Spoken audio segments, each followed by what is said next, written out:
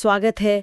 आज हम एक काफी अहम और अक्सर आप जानते हैं चर्चा में रहने वाले विषय पर बात कर रहे हैं। हाँ?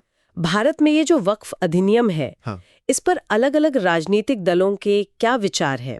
हमारे पास कुछ स्रोत हैं जो इस मुद्दे पर पार्टियों के अलग-अलग तर्कों को दिखाते हैं। बिल्कुल। और ये कानून जो मुख्य रूप से मुस्लिम समुदाय की जो दान की गई संपत्तियां हैं, जिन्हें वक्फ कहते हैं, हाँ।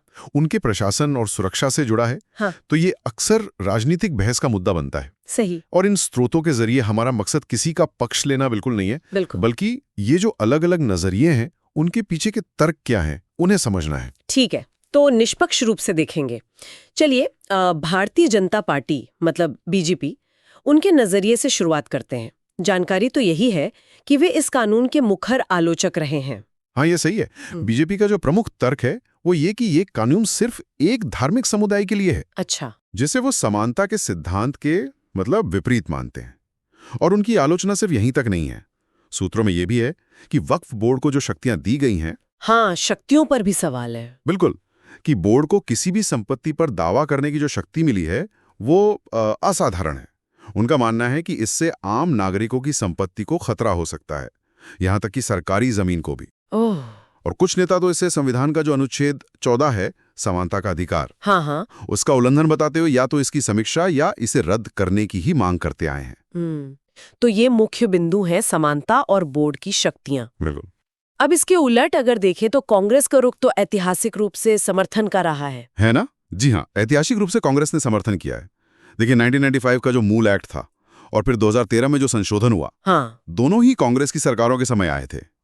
उनकी दलील यही रही है कि भाई ये कानून मुस्लिम समुदाय की जो धार्मिक और सामाजिक संपत्तियां हैं, जरूरी संपत्तियां, हाँ, उनकी सुरक्षा और उनके बेहतर प्रबंधन के लिए जरूरी है, ताकि उनका गलत इस्तेमाल ना हो। लेकिन ये बात भी है, जैसा स्रोत बताते हैं, कि हाल के वर्षों में शायद ये राजनीतिक माहौल को देखते हुए हाँ, कांग्रेस ने इस पर इस संवेदनशील मुद्दे पर सार्वजनिक रूप से कोई बहुत मजबूत बयान नहीं दिया है। थोड़ी सी चुप्पी है। अच्छा, तो ये हालिया चुप्पी, क्या स्रोत कुछ इशारा करते हैं कि इसके पीछे कोई खास रणनीति है या बस सावधानी बरत रहे हैं? देखिए, स्रोत सीधे तौर पर तो कोई रणनीति नहीं बताते, लेकिन विश्लेषक अक्सर यही मानते हैं कि मुद्दा बहुत संवेदनशील है। हाँ, वो तो है। और पार्टी शायद अपनी धर्मनिरपेक्ष छवि को लेकर भी सतर्क है, तो हो सकता है कि वो विवाद से बचने के लिए ज्यादा खुलकर ना बोल रहे हों। समझ सकती हूँ। ठीक है, अब एक ऐसी पार्टी की बात करते हैं जिनका रुख इस पर काफी साफ और मुखर रहता है। AIMIM यानी असदुद्दीन ओवैसी की पार्टी, उनका क्या कहना है? तुम क्या उस वक्त जागोगे जब तुम्हारे महलों की मस्जिद पर नोटिस लग जाएगी, this is not a Waqf property? तुम क्या उस वक्त उठोगे जब दरगाहों के सामने नोटिस लग जाएगी, this is not a Waqf property? हाँ, AIMIM तो इस कानून का बहुत प्रबल समर्थक है। उनका तर्क इस बात पर आधारित है कि देखिए, मुस्लिम समुदाय की हजारों करोड़ों की वक्फ संपत्तियां हैं, जिन पर अतीत में कब्जे हुए हैं या कुप्रबंधन हुआ है। अच्छा। तो उनकी सुरक्षा और उन्हें वापस पाने के लिए एक मजबूत कानूनी ढांचा बहुत जरूरी है। वो न सिर्फ मौजूदा कानून का समर्थन करते हैं, बल्कि अक्सर वक्फ बोर्ड को और ज्यादा शक्तियां देने की बात करते हैं। और अधिकार और संसाधन। हाँ, और संसाधन और स्वायत्तता, ताकि बोर्ड ठीक से काम कर सके।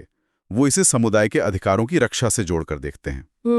और आम आदमी पार्टी AAP, उनके बारे में स्रोतों से क्या पता चलता है? कोई स्पष्ट रुख है उनका? आम आदमी पार्टी के बारे में जानकारी ये है कि उन्होंने वक्फ अधिनियम पर कोई बहुत क्लियर या कहिए मुखर स्टैंड नहीं लिया है। अच्छा, मतलब वो बचते हैं इस पे बोलने से? हाँ, वो आमतौर पे ऐसे धार्मिक रूप से जो संवेदनशील मुद्दे होते हैं ना, हाँ, उन पर टिप्पणी करने से बचते हैं। उनका फोकस ज्यादातर शासन, शिक्षा, स्वास्थ्य जैसे मुद्दों पर रहता है। ये शायद उनकी एक राजनीतिक शैली है। ठीक है। और बाकी जो क्षेत्रीय दल हैं, जैसे BSP हो गई, SP, TMC या JDU, इनके बारे में क्या कहा गया है? इन क्षेत्रीय दलों के बारे में स्रोत यही बताते हैं कि वो भी पारंपरिक रूप से मुस्लिम मतदाताओं को ध्यान में रखते हुए वक्फ एक्ट का समर्थन करते आए हैं। अच्छा। लेकिन वो भी अक्सर इस पर खुलकर बहस करने से बचते हैं, ताकि उनकी जो एक व्यापक धर्मनिरपेक्ष अपील है वो बनी रहे। तो एक तरह से मौन समर्थन। हाँ, कह सकते हैं। उनका समर्थन ज्यादातर पृष्ठभूमि में रहता है या जब जरूरत पड़ती है तभी सामने आता है। वो इससे कोई बड़ा राजनीतिक मुद्दा बनाने से बचते हैं। तो संक्षेप में अगर देखें तो वक्फ अधिनियम पर राजनीतिक दलों में काफी गहरे मतभेद नजर आते हैं। एक तरफ बीजेपी है जो इसे समानता और संपत्ति के अधिकारों के नजरिए से देखती है और पक्षपाती मानकर आलोचना करती है। हाँ। दूसरी तरफ कांग्रेस है जिसका ऐतिहासिक समर्थन रहा है, पर अब वो थोड़ी कम मुखर है। सही। AIMI है जो पूरी मजबूती से न सिर्फ समर्थन करती है बल्कि इसे और सशक्त बनाने की भी मांग करती है। बिल्कुल।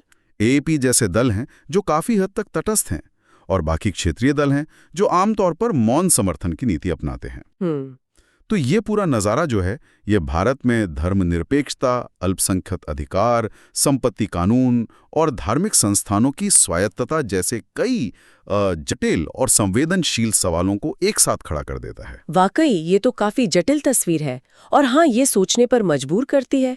शोध इस पर सीधे बात नहीं करते, लेकिन एक सवाल जो मेरे दिमाग में आ रहा है वो ये कि वक्फ कानून पर ये जो अलग-अलग राजनीतिक रुख हैं, हाँ। और भविष्य में अगर इसमें कोई बदलाव होते हैं तो इसका भारत के जो समग्र संपत्ति कानून है और अलग-अलग धार्मिक समुदायों के अधिकार हैं, उनके ताने बाने पर क्या असर पड़ सकता है।